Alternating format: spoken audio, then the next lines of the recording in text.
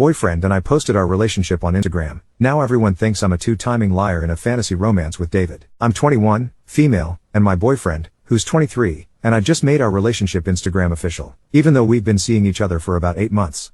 Honestly, he's my soulmate. I've never been this happy in my life. We're even in the middle of moving in together, which just feels right on every level.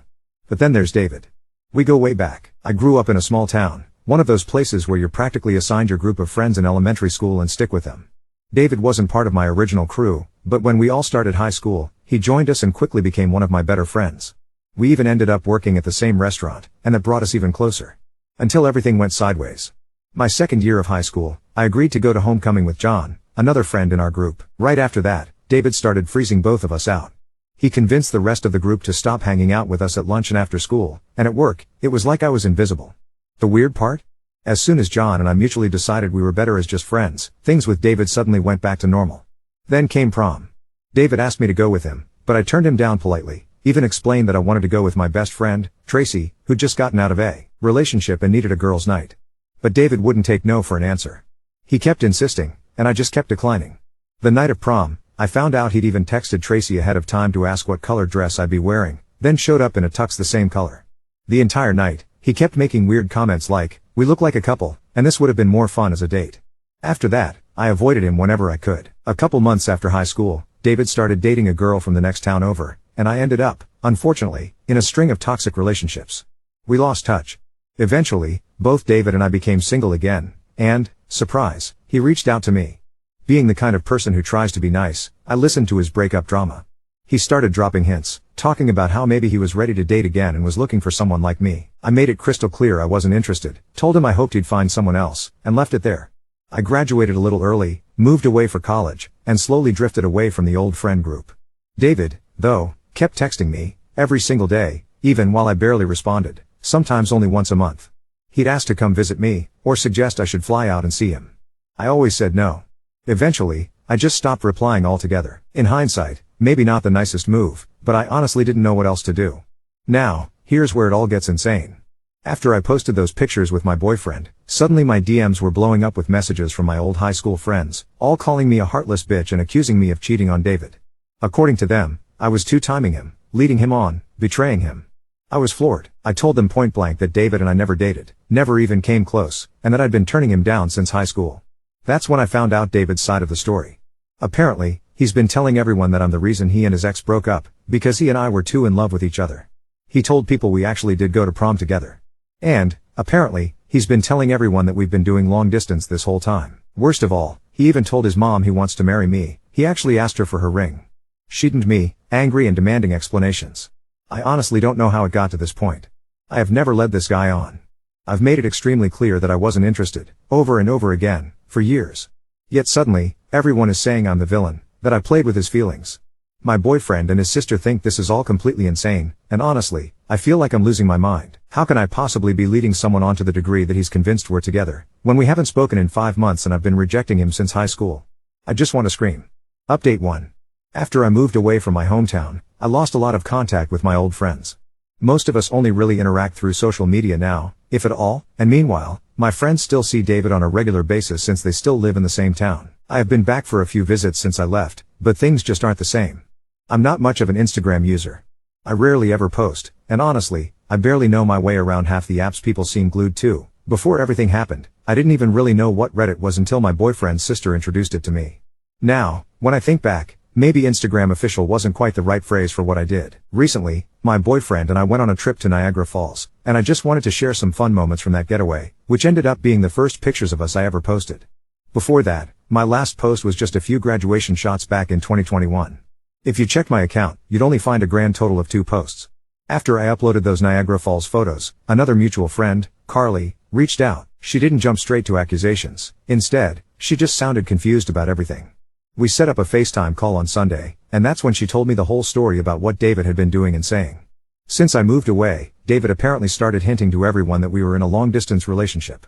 He would claim to visit me every weekend, and he'd even send so-called good morning streaks on Snapchat, selfies in bed with a girl who had the same color hair as me. He did this every single weekend. My old friends, trying to include me, kept asking if I'd ever come back and visit them and David. His response? That I was always too busy to make the trip. The wildest part? They all believed him and told him what a wonderful boyfriend he was for always being the one to travel. I asked Carly if she could show me the photos David had been spreading around. When she sent them, I immediately spotted that the bed frame and sheets didn't look anything like mine. Carly and I kept talking, and I sent her my own screenshots, documenting every single time I'd rejected or ignored David's messages. Then I asked Carly if David had ever sent any photos of the two of us together, with my actual face in the frame. She told me yes. Apparently, just last weekend, he'd sent out a photo of us sitting together on a park bench and told everyone he'd only started sharing photos with my face in them since last month. Here's the part that really bent reality. Since high school, I've gotten 2 full-arm flower tattoos. In those photos, my arms were completely bare, no tattoos, nothing.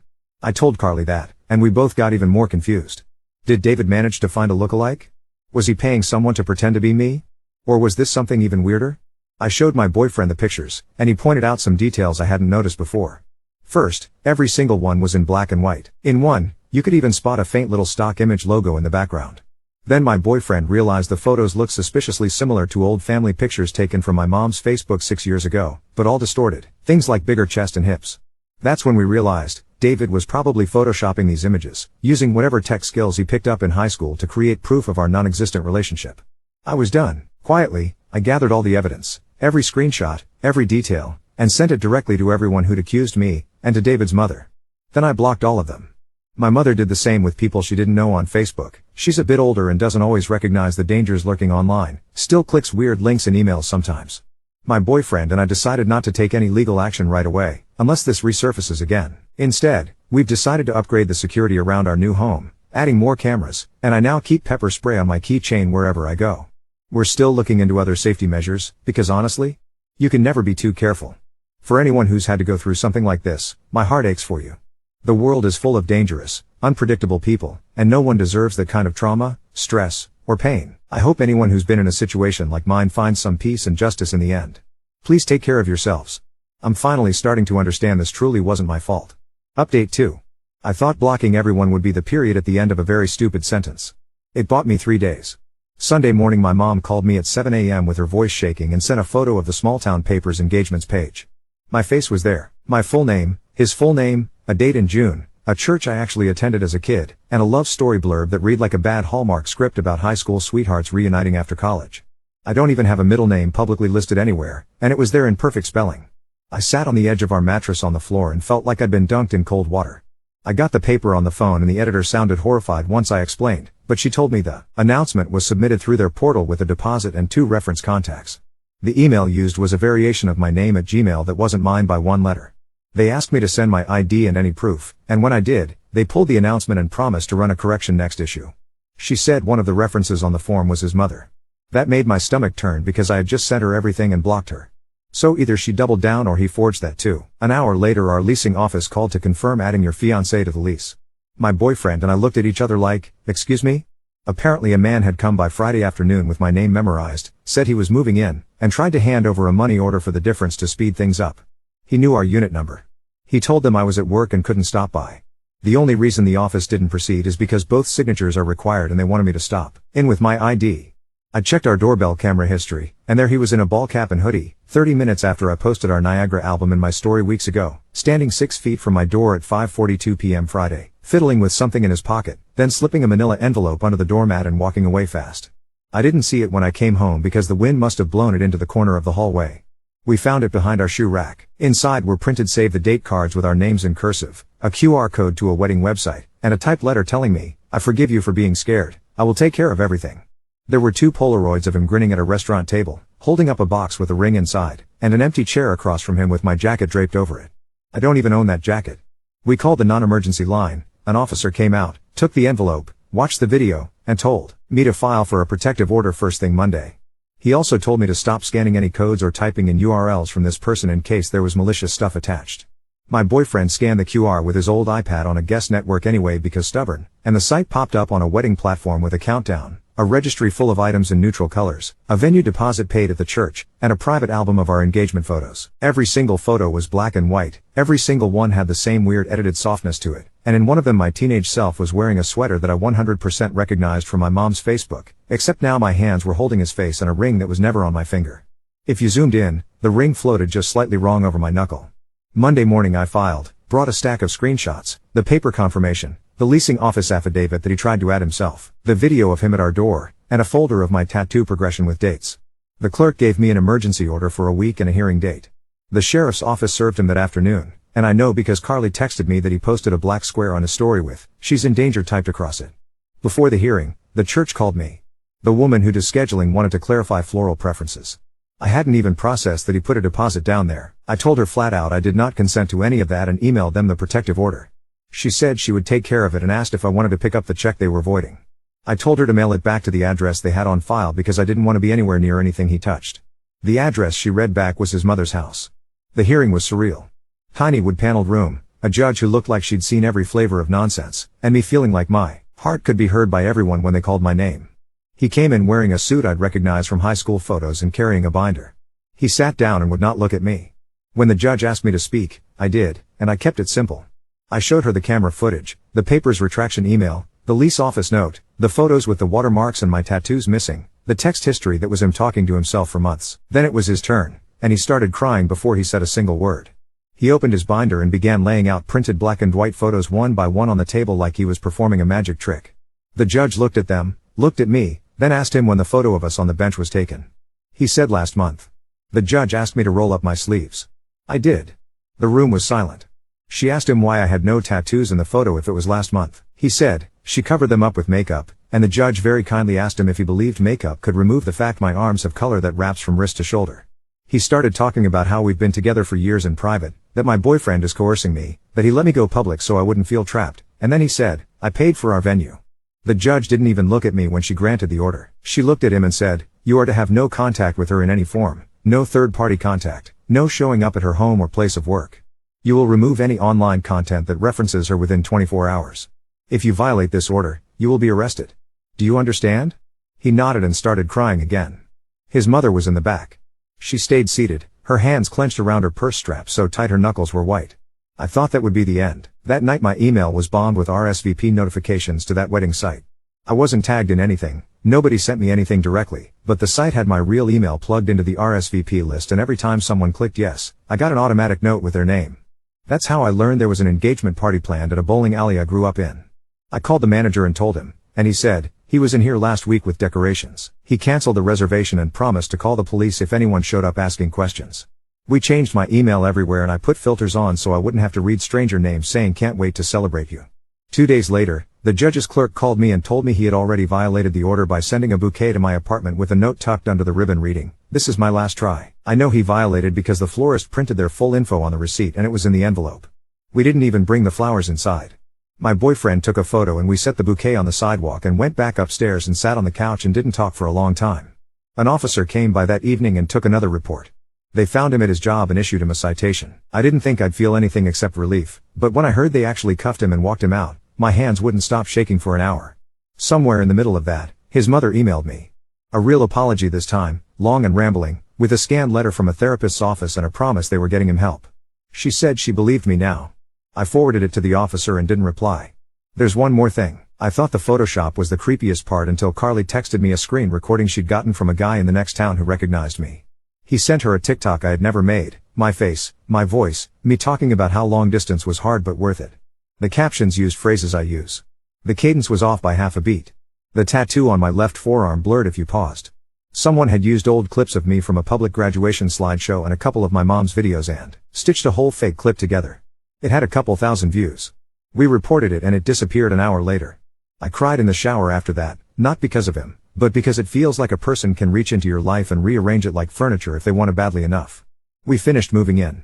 We changed our locks, met our neighbors, taught the cameras our faces so they stopped pinging my phone every time we walked past. My boyfriend put my name on the lease next to his and we stood there a second and looked at it and both laughed because it felt like reclaiming something very small and very necessary. The order is good for a year. If he breathes in my direction, I'm calling. If nothing else, I finally believe myself. I can see in black and white, and in full color, what happened, what's real, what isn't, and what I'll never allow into my life again. Update 3. Friday morning I woke up to an email from USPS Informed Delivery that I only signed up for because my boyfriend is a nerd about mail. There was a little grayscale preview of a letter from the post office addressed to me with change of address confirmation in the corner. I hadn't requested anything. I was at our post office the minute they opened with a sweatshirt over my pajamas. The woman at the counter pulled my name up, frowned, and went to the back. She came out holding a hard copy PS Form 3575. My name and old address. Forwarding to his mother's house. The signature was a shaky version of my own. The manager came out, took one look, and said, "We're kicking this up to the inspector." They photocopied my ID and gave me a copy of the forged form like a museum exhibit. It made my hand sweat to hold it. He had written "newly married" in the little note field. On the way home my phone rang with an unknown number and I answered because I'm jumpy now. "Hi, this is the county clerk. Just confirming your premarital counseling appointment for Monday?" I sat on the curb outside our building and stared at the cracks in the concrete while my face got hot. I told her I had a protective order and that I wouldn't be anywhere near a counselor with him, now or ever. She pulled up the file and read out what he'd submitted. My full legal name, my date of birth, my boyfriend's last name hyphenated to his. "He booked it under your email," she added, and when I said that wasn't my email, she said, "Then he's created a very convincing one." She flagged it and told me she would make a note on their internal system so nothing could be scheduled with my name on it without two-party ID. I walked back upstairs and put my face in my boyfriend's shoulder and laughed a little because there's a point where it stops being scary and just tilts into absurd. It didn't stay there. Around dinner, a lift pulled up hard enough to make the hood dip and the driver leaned out his window and called my name. He said, "The groom paid for this one." He said, "You get nervous." The word groom knocked whatever humor I'd left out of me. We told the driver about the order and showed him the copy on my phone and he looked like he'd swallowed a battery. He let me take a picture of his ride request screen. The pickup note had the exact phrase he used in high school when he was trying to get me to go to prom, down to the missing apostrophe and don't. An officer came out, took the screenshot, took our statements, and shook his head in that way people do when something is both outrageous and boring to them now because they've seen too much. Monday the postal inspector called and asked if I could meet him at the station. He had the original change of address card and a second one that had been dropped in a blue box that morning, this time sending my mail to a small P.O. box 2 towns over. He told me, very politely, that this is a federal problem when it crosses into mail, that they work with local PD when there's a protective order, and that they were going to get a warrant for any cameras at the box where it was dropped. I didn't know whether to feel relief or fear that the circle was widening. The warrant happened faster than I expected. By Wednesday a detective from the cyber unit called and asked if I'd be home around 3 because they might need me to identify items. At 3:17 p.m., 3 unmarked cars rolled quietly down our street like a video playing on mute. I wasn't invited, obviously, but 2 hours later the detective called back and said they had executed a search warrant at his mother's house. He told me, in that measured tone, that they had taken a desktop tower, 2 external hard drives, 3 composition notebooks, and a vinyl accordion folder labeled Documents, U.S. He said there were mock-ups of wedding programs with our names, a list of mutual contacts to convert, and a spreadsheet of dates. There was also an envelope with printed screenshots of my Instagram and my mom's Facebook posts annotated in blue pen with circles around my sweater cuffs and hair parts, like he was studying for a test on me. The detective said, "I don't tell victims this often because I don't like promising anything and being wrong, but this is good evidence." It came with a crash on the other side. He violated the order again that night through a third party. Carly sent me a screenshot of a new account pretending to be me with my graduation photo as the profile picture, messaging our old friend group with an "I can't say much because of legal stuff, but I still love him." The account name had the I and L swapped. The detective had me report it and then forwarded the URL. 2 hours later, officers were at his job again. This time they didn't just cite him. They took him. He was arraigned the next morning on violation of the order and a stalking charge, and the judge put a GPS monitor on his ankle and took away his phone. He stood there and cried and looked like the same boy who had asked me in 10th grade if I wanted to watch bad movies at his house, and I felt nothing but a throb of tired under my ribs. The deepfakes weren't as sophisticated as I was terrified they'd be. The cyber unit got logs from the wedding site and traced admin logins to his mother's Wi-Fi and his work computer. They found a folder on his desktop literally named Proof that was just layers of me pasted badly against things. My boyfriend was right about the watermark. There were 3 different apps involved, and one of them left a tiny thumbnail of my mom's original Facebook album in the corner like a breadcrumb. The wedding platform took the site down and sent an email saying they were cooperating with law enforcement, and someone on their policy team actually called and asked me for a statement so they could use this case to tighten their verification for couple accounts. I said the single stupidly earnest thing I've said through all of this: please just don't let this happen to someone who doesn't have a camera on their door. His mother left me a voicemail after the arrest. She cried the whole way through and told me she had handed over a bin from the garage that had every card he'd printed for the engagement party that never happened. The top one was addressed to my late grandmother. I sat on the floor and tried to breathe around the thought of him sliding an envelope across a table and writing her name on it carefully like that could make things true. The postal inspector called again on Friday with an update that felt like a clean cut. They had footage of him at the blue box dropping both change of address forms. He was wearing the same ball cap from my door camera. They're pursuing charges on the mail fraud side in addition to whatever the county's doing. 2 weird things happened that made me feel, briefly, like the universe was kind. One of the old friends who'd believed him sent me a photo of the save the date still stuck on their Fridge with a magnet shaped like a corn cob and said, "I took it down. I'm sorry." And an email popped into my inbox from the church woman who'd voided the check. It was 3 words, "It's been refunded." No drama. Just a small door closed. We adopted a cat because it was either that or I was going to jump every time a leaf skated down the hall. She is interested in the door camera and not at all in us, and it makes me laugh every time. We changed our Wi-Fi name to something that made my boyfriend snort when he typed it. We went to the DMV together so I could put a note on my file that no changes can be made without me in person with 2 forms of ID, and we got soft serve from the machine at the gas station on the way back like kids who cut class. He's on a monitor. There's a status hearing next month. The detective told me if he so much as steps on our block, the strap will scream. I sleep now, not all the way through, not every night, but I sleep, and when the cameras ping my phone it's because our cat decided 3 a.m. was a runway. I know this will probably not be a straight line from here to quiet. But there are more people in this with me now than there are around him. When I signed the form at the post office to block any future changes, my hand didn't shake. I wrote my name like it belonged to me. And for the first time in weeks, that felt like an ending I could actually be part of. Update 4.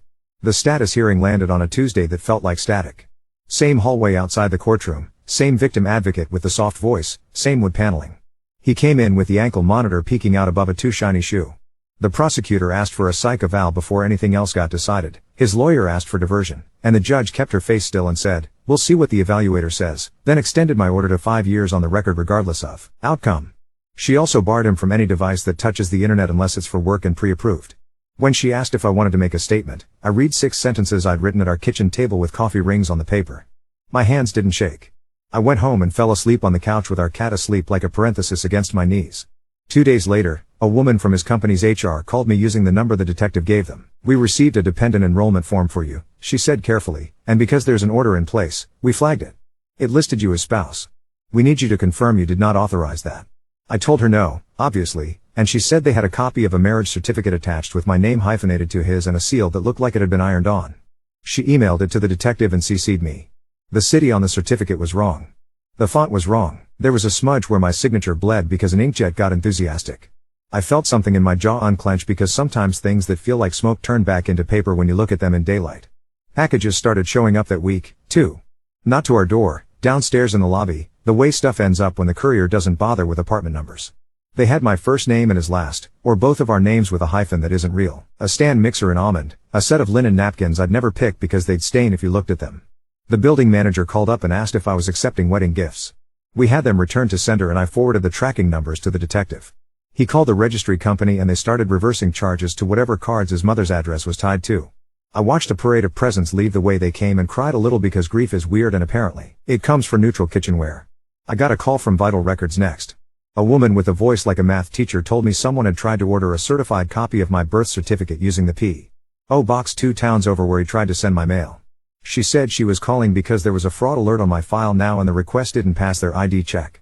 I gave her the case number and she sighed like she'd been waiting to be able to write one down. I put my forehead on the cool edge of our counter after I hung up and laughed in that way that sounds like crying. My boyfriend handed me the cat and she made a noise like a squeaky shoe. The worst part came from my mom. She called on a Sunday when we were carrying in groceries and said the cemetery caretaker had left her a message. There was a laminated sheet tucked into my grandmother's headstone flowers with our names in cursive at the top and vows under it like a script. It was dated that morning. There was a printout of the same fake certificate HR had sent me, and a photo of me from high school that he taped into the corner like a locket. The caretaker said a man in a baseball cap had parked by the lower fence and walked up with a manila envelope. He'd told him my wife forgot these when asked. I didn't even make it to anger. I went straight to a quiet I haven't felt since this started. I called the detective. He called pretrial services. 10 minutes later, my phone lit up with a number I recognized as the judge's clerk, then 2 hours of movement I could only hear about afterward. They pulled his GPS data and it put him in that cemetery for 7 minutes. 7 minutes is a lifetime when your freedom is held on a silicone strap. They picked him up at his mother's house before dinner. No one called me to ask me to come down. No one asked me to tell the story again. The prosecutor filed a motion to revoke his bond and the judge granted it without a hearing that day, with a note that said pattern of escalation.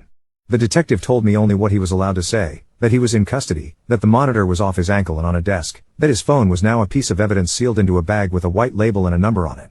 It didn't stop spinning because something else knocked the wind out of me in the middle of that. Carly sent me a screenshot from an email chain someone started in the old group titled Surprise Party. It was for a bridal shower at the bowling alley that had already canceled on him, except this was hosted by 2 girls I barely knew from math class back then who'd been convinced by his mother. The invite had a list of favorite things that are not my favorites. It had my real email under "Please send letters." I watched the RSVP list through the back end of the site the detective had already pried open, and I saw names I loved once pop green under yes. I handed my phone to the detective like it was hot to the touch. He traced the admin login to a public library Wi-Fi in the next town and then to a Chromebook checked out under his mother's card number. 2 hours later, a patrol car took the laptop out of a plastic bin behind the main desk. The librarians were so mad they looked like they'd grow extra eyebrows. Some of the evidence I've seen now feels like reading someone else's diary with my name written on top of every page. The cyber unit printed out a calendar they found in the documents, US folder, and it had little boxes that said things like September, practice new signature, and Thanksgiving. Announce baby, if she's ready. The detective slid it across the table in a clear sleeve and watched my eyes, like he needed to make sure I didn't fall through the floor. I didn't. I handed it back and asked if I could keep a copy for when my brain tells me I'm dramatic at 2 a.m. He said yes. I put it in a drawer next to our lease and a stack of takeout menus and thought, okay, this is what proof looks like. There's practical stuff, too, the kind that stacks into a life whether you want it to or not. The federal side moved. The postal inspector called to say their office submitted the case to the U.S. attorney and that I might hear from someone with a very official signature line. The county prosecutor's victim advocate helped me file for a 10-year extension on the protective order to run concurrent with whatever sentence he gets if it gets that far. The church sent one more email with a simple "We have changed our internal process." The registry site's policy team asked if they could call their new verification the "my first name" rule. I said please just call it something boring so the next person it protects doesn't have to think about me at all. There was one more strange kindness that arrived like a small package with no return address. The bowling alley manager sent me a photo of a trash can with paper decorations sitting on top and wrote, "These were left here months ago. We're throwing them out for good now." No commentary, no smiley face, just a fact arranged into relief. He is in jail right now. The earliest he can ask to get out is after the psych eval is back, and even then, the judge made it clear in as many words as she's allowed to use that stairs to the door are steeper now. Our apartment is quiet. The camera pings are the cat's tail. We put my name on the mailbox label in my own handwriting. A package came addressed only to me last night. My grandmother's friend had crocheted a small blanket and mailed it with a note that said, "For calm." I sat on the floor and let the weight of it sit in my lap and felt my shoulders drop.